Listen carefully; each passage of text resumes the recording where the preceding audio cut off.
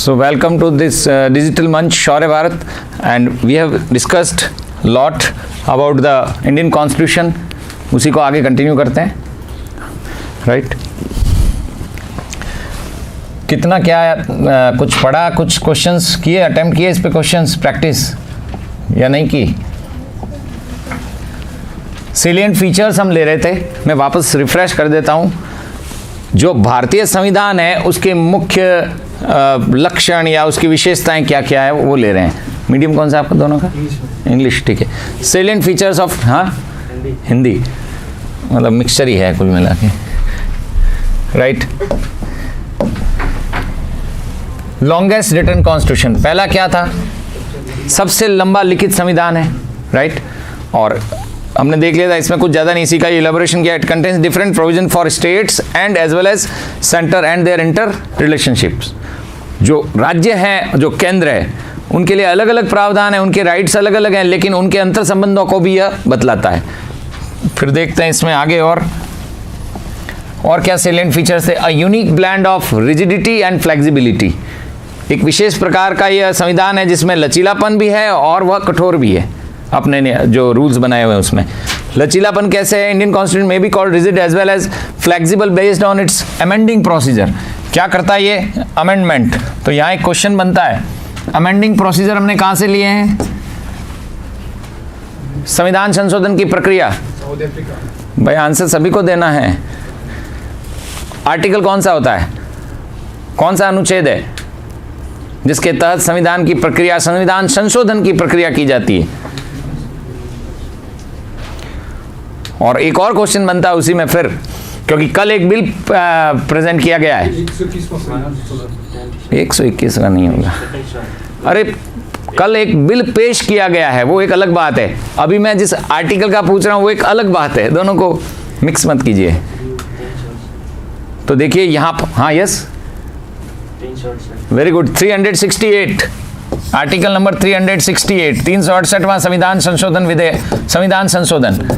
जो ये तो अनुच्छेद बताया आपने, आर्टिकल बताया जिसमें हम कॉन्स्टिट्यूशन को अमेंड कर सकते हैं। एक पावर दिया गया, एक राइट दिया गया हमको, जिसमें हम क्या कर सकते हैं? कॉन्स्टिट्यूशन को अमेंड कर सकते हैं। लेकिन कितना?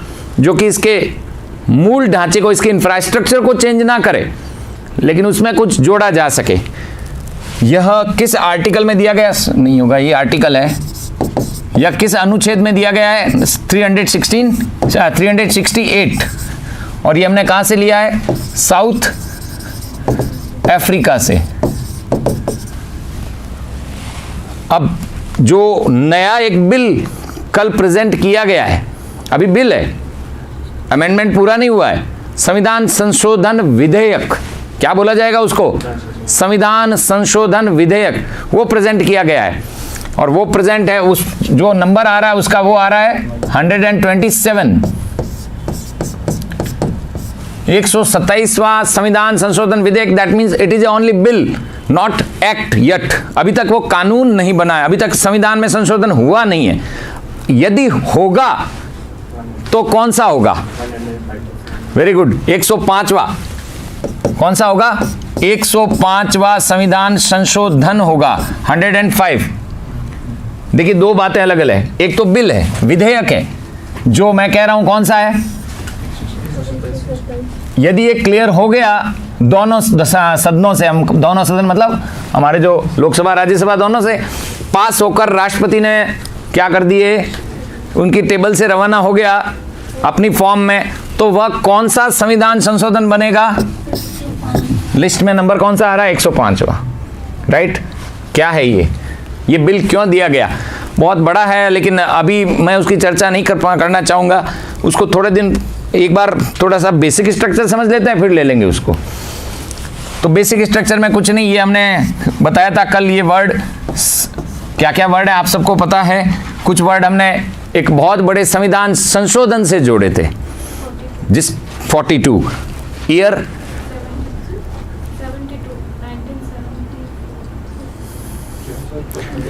प्रश्न बहुत आसान है।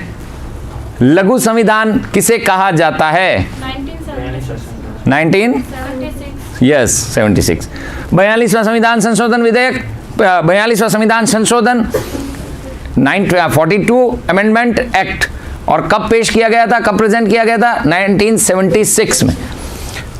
उससे ये कुछ वर्ड जोड़े गए थे, सोशलिस्ट, सेक्युलर, डेमोक्रेटिक, है ना, ये 3-4 वर्ड जोड़े गए थे। India as a sovereign country means it manages its internal and external affairs, no need of any external और outcome forces, right. And this is external factors, हमारे कोई नीड नहीं है लेकिन फिर भी नीड बनी रहती है हर वक्त। चलिए देखते हैं, और इससे आगे हमने पढ़ लिया था, यही है वो 42nd अमेंडमेंट, राइट, जिसको हमने अभी बात की थी। इसके यह हुआ था 1976 में, जिसे हम मिनी कॉन्स्टिट्यूशन कहते हैं, लघु संविधान। Socialism in Indian context means क्या होता है? Achievement of socialist goals through democratic, evolutionary and non violent means, अहिंसात्मक तरह से उद्विकास करके उस समाजवाद की जो धारणा है, सोशलिज्म है, उसको अचीव करना, that is known as socialism. ये हमने डिस्कस कर लिया था। इसके बाद और बढ़ते हैं आगे, सेक्युलरिज्म। क्या कहते हैं इसको? कौन सी निरपेक्षता? पंथ निरपेक्षता, ठीक है। यह भी वर्ड हमने किससे जोड़ा था? 42nd amendment 1976। Secularism in Indian construct means, तो वो बहुत सिंपल सा है कि कोई भी स्टेट का कोई धर्म नहीं होगा। यानी नागालैंड अपना धर्म चला रहा, गोवा अपना चला रहा, केरल अपना चला रहा, तमिलनाडु अपना चला रहा, राजस्थान कह रहा मेरा अपना अलग होगा। ऐसा कुछ नहीं इंडिया में। एक ही धर्म, सभी धर्म समान, सभी धर्मों को उतना ही राइट्स है, चाहे वह स्टेट हो, चाहे वह सेंटर हो, चाहे वह फेडरल स्ट्रक्चर हो, कुछ भी हो। तो ये है सेक्युलरिज्म। तो यही लिखा हुआ है रिपब्लिक इन इंडियन कॉन्टेक्स्ट। पूछ लिया था मैंने, रिपब्लिक का मतलब क्या हुआ था? राजतंत्र नहीं है, हम हैं गणतंत्र से, राइट, जहां जो हेड होगा वह वंशानुगत नहीं होगा, जेनेटिकली लीनिएज से नहीं चुना जाएगा, और वह एक हेड है, वो कौन है? प्रेसिडेंट, ठीक है। पार्लियामेंट्री सिस्टम ऑफ गवर्नमेंट कहां से लिया हमने? संसदीय प्रणाली ब्रिटेन से, है ना। कहां से ली? ब्रिटेन से। Parliamentary system of government, parliament controls the functioning of the council of minister and hence it is called the parliamentary system, क्योंकि वो पूरे मिनिस्टर के जो फंक्शंस होते हैं उनको कंट्रोल करती है मंत्री परिषद। क्या कहते हैं हम उसको? मंत्री परिषद। कौन होते हैं सामूहिक रूप से किसके प्रति उत्तरदायी होती है मंत्री परिषद? लोकसभा के लिए। और लीडर कौन होता है? प्रधानमंत्री, पीएम, ठीक है। बड़े सिंपल से पॉइंट है, कुछ भी रॉकेट साइंस नहीं है इस कॉन्स्टिट्यूशन में। वो वहां आती है रॉकेट साइंस जहां हमको लिखना है। अब जैसे कहां रॉकेट साइंस होगी, अब पूछ ले 368 constitution amendment process, write down about the amendment process, तो हमें फिर वहां लिखना पड़ेगा, वहां फिर रॉकेट साइंस निकलनी चाहिए। 338B क्या है, 342A क्या है, 366 में कितने सेक्शंस जोड़े गए हैं, फिर वो लिखने में फिर वहां रॉकेट साइंस लगानी पड़ेगी। अभी आपके लिए कोई रॉकेट साइंस नहीं है, डायरेक्ट क्वेश्चन है, ABCD में सामने आंसर है। In a parliamentary system of government the executive is responsible to the legislature. अब देखिए संसदीय प्रणाली में क्या होता है, क्या नियम है, इसको समझ लेते हैं। मेरे ख्याल से यहां से करना था हमको, कल यहीं तक छोड़ा था मैंने। In a parliamentary system of government, जो संसदीय प्रणाली है हमारी, उसके अंतर्गत क्या होता है? The executive is responsible to the legislature. जो कार्यपालिका है वो विधायिका के प्रति क्या है? उत्तरदायी है। कार्यपालिका एग्जीक्यूटिव को बोला जाता है, विधायिका लेजिस्लेचर को बोला जाता है। And remains in power only when it enjoys the confidence of the majority legislature. जब तक बहुमत होगा तब तक तो आप सत्ता पक्ष बना रहता है, बहुमत हटा, दैट मीन्स मेजोरिटी हटी, तो आप वो एंजॉय नहीं कर सकते जो सत्ता पक्ष का के जो नेता करते हैं वास्तविक रूप से। सो majority legislator, right, the president of India remaining in office for 5 years, कितने? 5 साल के लिए रहता है। पीएम कितना रहता है? और एज वाइज देखे तो दोनों के लिए, और दोनों ही गलत हो गए हैं। कहीं रेस्ट्रिक्शन नहीं है, ना राष्ट्रपति के लिए है ना प्रधानमंत्री के लिए, कोई रेस्ट्रिक्शन नहीं है, कोई प्रतिबंध नहीं है उम्र का। ये कोई पद थोड़े ना है, आप समझे बात को। एकदम से ऐसे मिस्टेक मत कर देना जोश में, ये जानबूझकर पूछा जाता है। एक सांसद बनने के लिए मिनिमम तो है, but there is no restriction on their retirement age. कोई एज नहीं है, ठीक है। The president of India remaining in office for 5 years duration is the nominal, एक नॉमिनल है। कॉन्स्टिट्यूशनल हेड होता है, ये हमारा संवैधानिक प्रमुख होता है, कौन? राष्ट्रपति। संवैधानिक प्रमुख कौन होता है? राष्ट्रपति या president. And the executive head also, कार्यपालिका का भी क्या होता है? प्रमुख होता है। However, the Prime Minister of India is the real executive. वास्तव में कौन होगा? प्रधानमंत्री, क्योंकि सिफारिश वो करेगा तो साइन कौन कर देगा? राष्ट्रपति। 127 में भी यही प्रॉब्लम आएगी। प्रधानमंत्री कह देंगे भाई हमें ये जाति ओबीसी में नहीं लेनी है, तो राष्ट्रपति क्या करेगा? मना कर देगा क्या? मना नहीं कर सकता वो कह देगा ठीक है देख लेंगे, वापस भेज देते हैं, तुम कह रहे हो तो। इस तरह से रियल हेड कौन हुआ? प्राइम मिनिस्टर या प्रधानमंत्री, ठीक है। बाकी ये ज़्यादा कुछ है नहीं, ये नीचे चला गया, इसको ऊपर करते हैं, देखिए आ जाएगा। नहीं, ये कट हो रहा है, तो इसको फटाफट से जॉट डाउन कर लीजिए।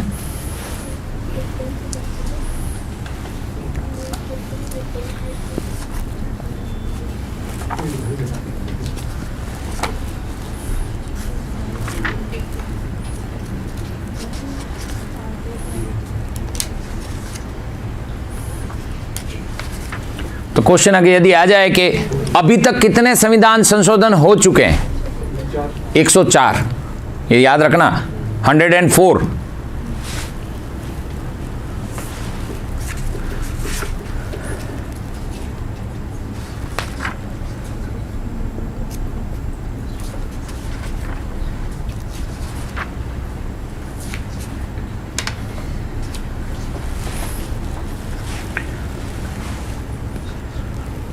कुछ पार्ट्स के क्वेश्चन आ जाते हैं, भाग, किस भाग में क्या है, ये भी एक इंपॉर्टेंट क्वेश्चन पूछे जा रहे हैं आजकल, क्योंकि सारे भाग याद नहीं रहते। सारे याद करने की जरूरत नहीं है। कुछ बड़े एग्जाम्स हैं, बड़ा एग्जाम ही है, सीडीएस यूपीएससी बनाती है पेपर, वो जानबूझ के 366 पूछेगी, क्योंकि लोग पढ़ते नहीं उसको। अनुच्छेद 366 यानी आर्टिकल नंबर 366 में क्या है?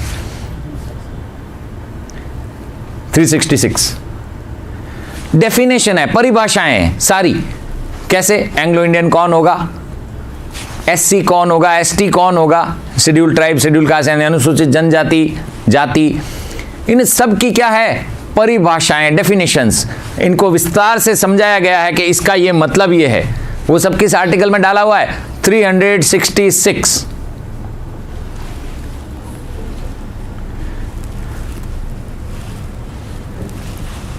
थोड़ा सा स्क्रॉल डाउन में आ नहीं रहा, वो कट रहा है, मैं तो कर दूंगा। ये देखो ये हो रहा है, ये वो कट गया है, वापस बता दूंगा वो क्या लाइन थी। रेस्पॉन्सिबल टू द लोकसभा, ये लिखा हुआ है, लिख लीजिए। Responsible to the Lok Sabha, collectively responsible to the Lok Sabha, और कुछ नहीं लिखा हुआ है।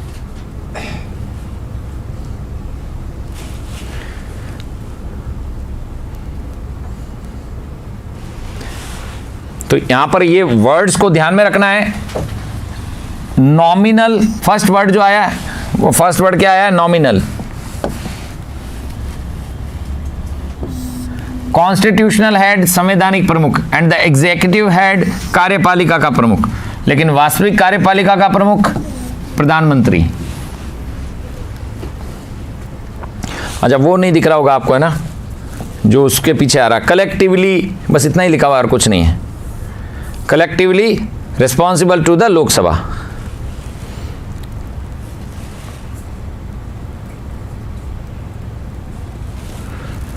लिख लिया? कर लूं आगे? नेक्स्ट स्लाइड देखें। नेक्स्ट, पार्लियामेंट्री सिस्टम वही चल रहा है। क्या कह रहे हैं देखिए। However prime minister in India is the real executive head of the council of ministers who are collectively responsible to the Lok Sabha. वही पॉइंट वापस यहां डाल दिया मैंने। Single citizenship, next salient features में क्या आता है इंडिया की? एकल नागरिकता। कहां से ली? ब्रिटेन से। अब बिल्कुल ये दिमाग में ये हो, छप जाने चाहिए। कितनी बार मैंने रिवाइज करवा दिया, ये जानबूझकर मैं बार बार पूछता रहूंगा ताकि आपको याद हो जाए बिल्कुल। Indian constitution has the provision for single citizenship. दोहरी कहां की है? अमेरिका। डबल सिटीजनशिप है वहां पर। Provided by the union and the recognized by all the states across India.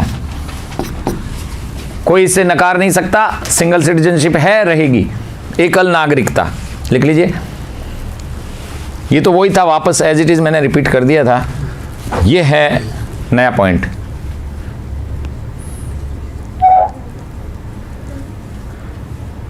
फिर कुछ क्वेश्चंस और मैं ला रहा हूं, काफी सारे क्वेश्चंस की प्रैक्टिस कर लेंगे इस पे, तो अपना आप आपको कॉन्फिडेंस आ जाएगा। क्वेश्चंस अटेम्प्ट करने से कॉन्फिडेंस आ जाएगा, बेसिक स्ट्रक्चर आप समझ जाओगे। इससे ज़्यादा एफकेट में तो बिल्कुल ही नहीं पूछा जाता है।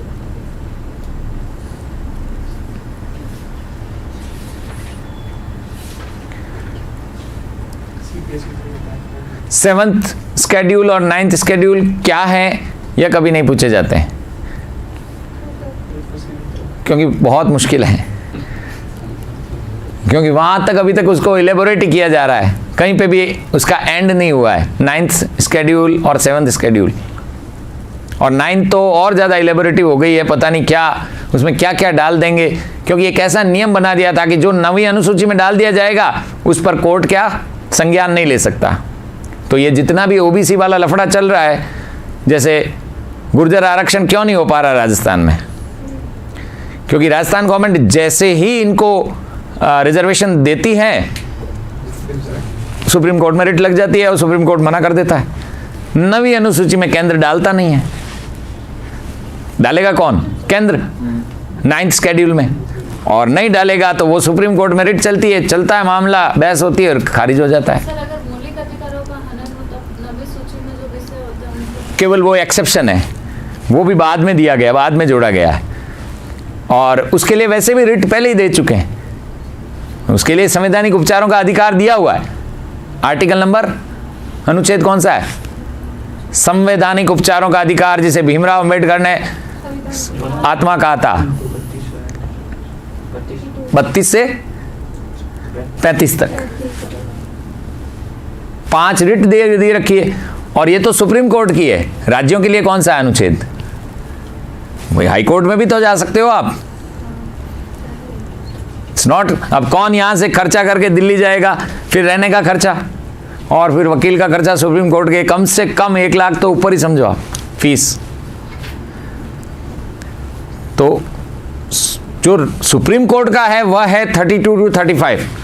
हाई कोर्ट के आर्टिकल नंबर क्या है जिसमें आप रिट लेकर जा सकते हो कि चलो साहब जोधपुर हाई कोर्ट में जाना है तो अभी चले जाएंगे, क्या है, सिटी बस पकड़ी और ये पहुंचे।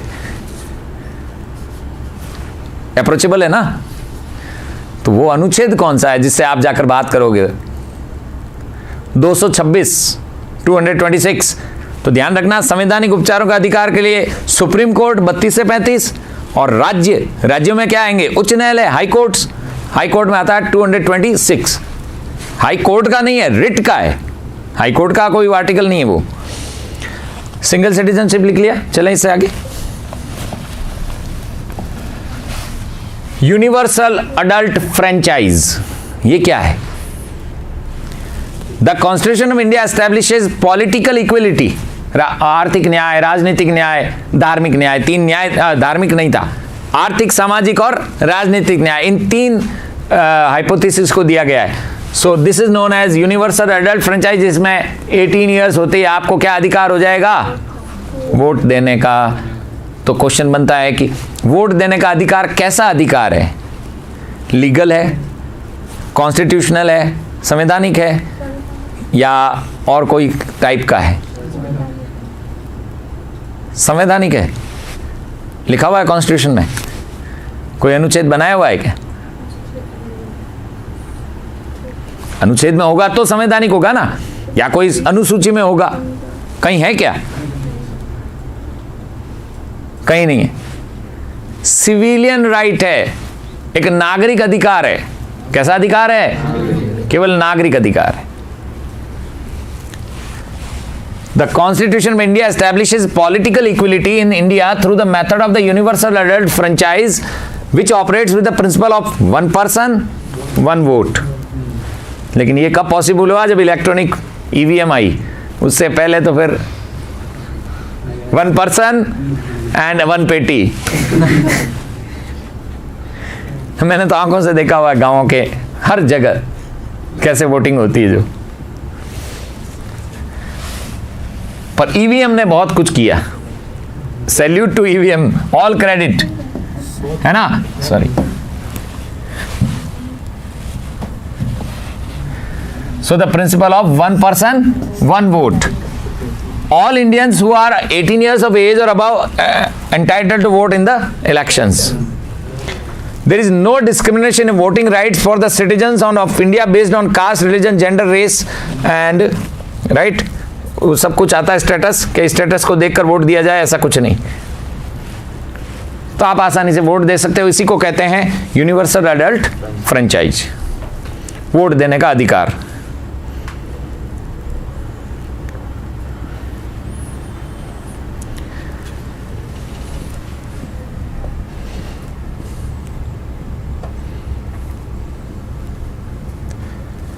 एक और फेवरेट क्वेश्चन जो है इनका पॉलिटिकल इसमें कॉन्स्टिट्यूशन में, वो होता है कॉन्स्टिट्यूशनल अमेंडमेंट 52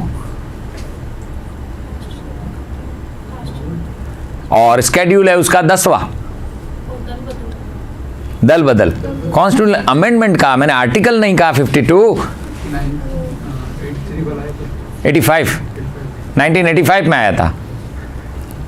दल बदल क्या ये लागू हो रहा है?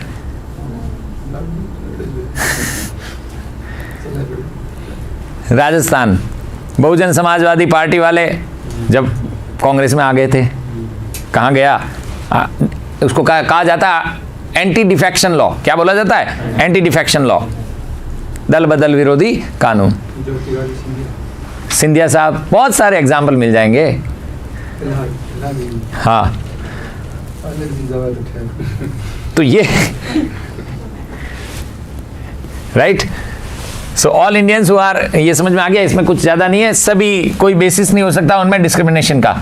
Cast, religion, gender, race, status की बेसिस पे ऐसा नहीं हो सकता ये वोट देगा वो नहीं देगा, ये देगी वो नहीं देगा. पहले होता था, वोट देने पहुंचते थे तो क्या वोट दे दिया, तुम जाओ घर, तुम्हारा वोट लग चुका है. वो कहते मैंने तो वोट दिया ही नहीं, घर निकलो नहीं तो कट्टे से फायर. देसी कट्टा बोलते हैं उसको. नहीं यूपी क्या, राजस्थान के गांवों में, अरे बहुत. अब तो ईवीएम आ गई ना, इसलिए अब तो क्या कर दिया, electronic voting machine plus 100 kilometre की वहाँ जो 100 मीटर था, तो वहाँ तो किसी को एंटर करने ही नहीं देते हैं. प्लस उसके बाहर double line of protection bye police. तो और फिर खास तो मोबाइल आ गया ना, 1 मिनट में तो इंफॉर्मेशन चली जाती है. पहले तो फोन की लाइन कट करो, फोन लगाओ, घुमाओ, कितना घुमाओगे. पहले ही आते ही फोन की लाइन कट. चलिए बढ़ते हैं इससे आगे और देख लेते हैं सेलेंट फीचर्स में क्या आ रहा है. अब आ रहा है जुडिशरी, न्यायपालिका, एक पूरा अलग पक्ष है. तो 3 पिलर कौन कौन से हो गए? विधायिका, कार्यपालिका और न्यायपालिका. Executive, legislative and judiciary. So independent and integrated judicial system है. एक तो इंडिपेंडेंट है और दूसरा इंटीग्रेटेड है. इंटीग्रेटेड जैसे supreme court, high court, then high court के अलाइड, फिर अगर ब्लॉक लेवल में जाए तो म्युनिसिपल कोर्ट, बहुत सारे बने हुए. तो ये पूरा एक इंटीग्रेटेड है system. In India the judicial system is an autonomous organ kept free from the influence and intervention of the executive and the legislature in exercising its functions. ये जरूर सही काम कर रहा है अभी तक तो. इसलिए अभी अगर करंट अफेयर्स में देखिए, एक जज को या किसी को मारा गया था नक्सलाइट्स में, या कहाँ कौन से एरिया में मारा था, अभी आया था. डिसीजन देते ही उसको कहा कि डिसीजन अब तेरा हो चुका है. और इवन गवर्नमेंट के कहा, और हमारे तो राजस्थान में तो फेमस है, कोई एग्जाम कंपटीशन का नहीं होने देते हैं. और बात भी सही है, अगर कुछ भी डिस्क्रिमिनेशन होता है तो संज्ञान लेकर हाईकोर्ट इंटरफेयर करता है उल्टा. तो ये काम जुडिशरी इंडिपेंडेंट कर रही है और रियली लेजिस्लेचर के बिना डर के कर रही है. ठीक है. The integrated Indian judicial system has the supreme court at the apex. सबसे टॉप पर सुप्रीम कोर्ट आ गया, फिर हाई कोर्ट आ जाएंगे, lower courts are subordinate to it, फिर हाई कोर्ट आ गए, फिर और म्युनिसिपल कोर्ट, सब डिविजनल, ये सारे बन जाते हैं यहाँ से। तो ये एक इंटीग्रेटेड सिस्टम बन गया। दिस इज इंटीग्रेटेड, एकीकृत न्याय व्यवस्था। क्या कहा जाता है इसको हिंदी में? एकीकृत न्याय व्यवस्था।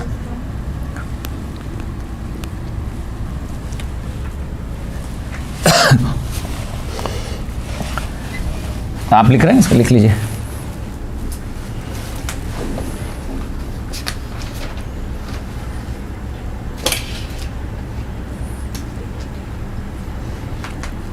पार्ट अपन ने नहीं लिखे ना, पार्ट लिख लेंगे।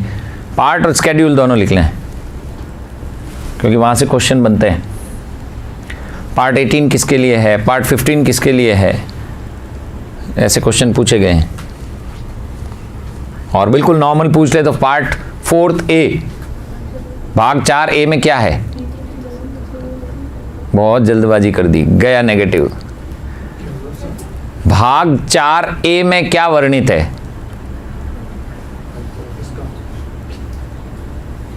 संविधान के भाग 4 ए, 4 अ। बस एक आगे बढ़ जाओ।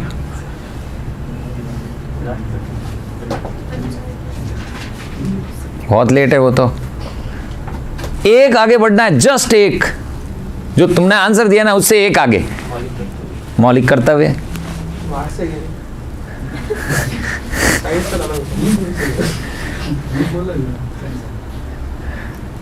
फोर्थ ए हमेशा और हमेशा नीति, मैक्सिमम नीति निर्देशक तत्व लगा के आ जाते हैं, वो फोर्थ में है।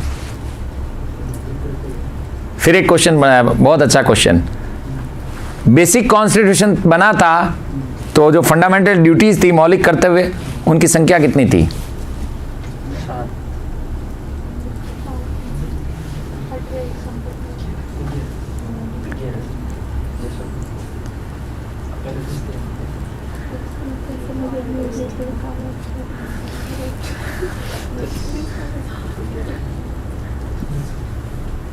क्वेश्चन समझ में आ गया ना? क्वेश्चन समझ में नहीं आया? नहीं, क्वेश्चन समझ में आया या नहीं आया? नहीं तो मैं तो फिर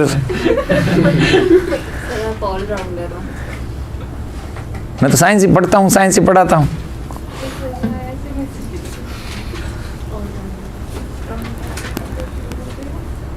बहुत अच्छा प्रश्न है। आंसर होगा 0। आंसर क्या है? मैंने क्वेश्चन क्या पूछा था? वापस एक बार रिपीट करें क्वेश्चन को। बेसिक कॉन्स्टिट्यूशन, मूल संविधान जब बना था तो उसमें मौलिक कर्तव्यों की संख्या कितनी थी? 0। और ये जानबूझ के पूछा जाता है। पहले ऑप्शन में 10, दूसरे ऑप्शन में 11, फिर 7 और लास्ट में डी बेचारा सबसे नीचे रहता है, 0 पड़ा हुआ, उसको देखते भी नहीं है। 0 कोई हो सकता है क्या? क्योंकि 42nd अमेंडमेंट स्वर्ण सिंह जो कमिटी बनाई गई थी उसके अकॉर्डिंग ऐड किए गए। कितने ऐड किए गए थे? 10।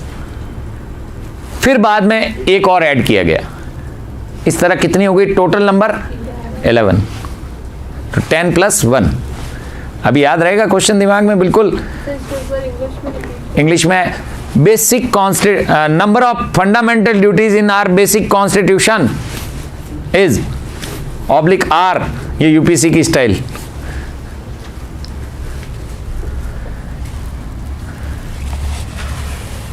चलिए फिर देखते हैं क्या है। जुडिशरी हो गया, चलिए आगे बढ़ते हैं इसको। फंडामेंटल राइट्स, मौलिक अधिकार। काफी सारे क्वेश्चंस इस पे आते हैं।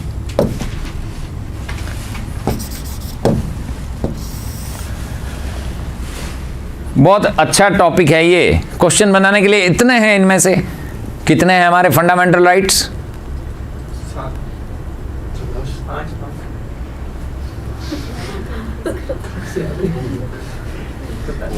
फिर क्वेश्चन को मैं चेंज कर रहा हूं, थोड़ा सा मोल्ड कर रहा हूं।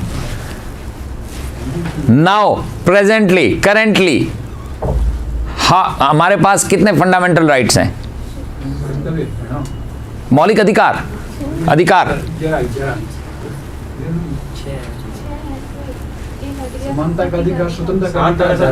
6। बिल्कुल सही है। हट गया संपत्ति ठीक है, संपत्ति का अधिकार हटा दिया गया है।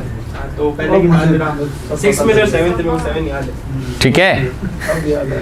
कितने हैं मौलिक अधिकार प्रेजेंटली? और अगर क्वेश्चन फिर चेंज होता है, at the time of the drafting of the constitution how many fundamental rights were there, तो आंसर 7 होगा। क्वेश्चन की लैंग्वेज को पिक करना होगा। कितने हो जाएंगे उस समय? 7। कौन सा था? Yes, right to property. तो क्या हुआ अब? हटा दिया, हटा दिया नहीं सर, तो उसको कोई और किया है शिफ्ट, शिफ्ट कर दिया, मतलब नाम वही है, मतलब कि वो किसी और राइट टू प्रॉपर्टी है वो, नहीं तो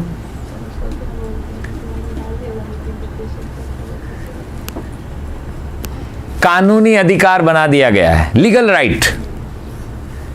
दैट मीन्स प्रॉपर्टी रखकर या प्रॉपर्टी इकट्ठी करके कोई ये नहीं कह सकता, अगर कोई जैसे कोई छापा पड़ा तो वो ये थोड़ी कहेगा ये तो फंडामेंटल राइट्स है, आप छापा कैसे डाल रहे हो? मैं अभी जाता हूँ कोर्ट में, तो कहा कि जा कोर्ट में, वहां पर भी क्या कहेंगे?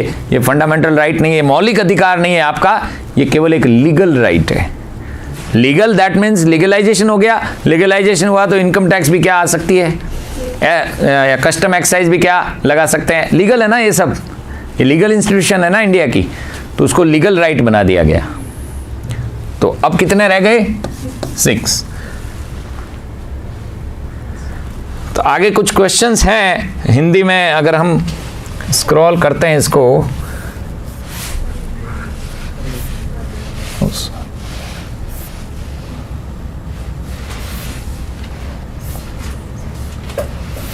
कहाँ चले गए भाई क्वेश्चन?